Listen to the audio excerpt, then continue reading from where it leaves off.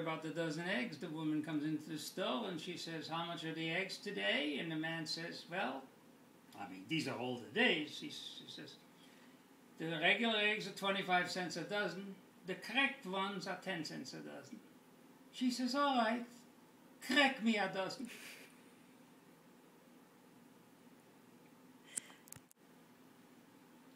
This is the lock story. The same lady comes into the store and she says, "You got a really nice belly locks?" He says, "I got the finest quality." She says, "All right, start cutting. How much you want?" "Cut." So he starts cutting on the locks, little slice, little slice, little slice. "Is this enough, lady?" "Cut, cut, cut, cut." He says, "Is this enough, lady?" "Cut." She says, "All right, stop here. This is the middle of the belly locks?" "Yeah." "This is the best part?" "Yeah." "All right, I want a half a quarter pound."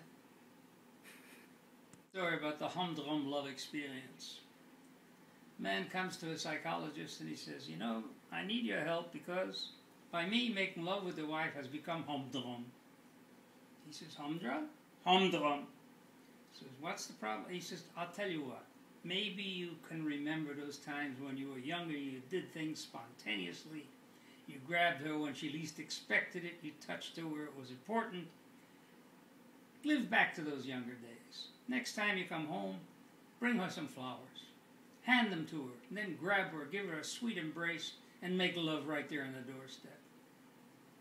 He says, "All right, this is your advice. I'll follow it."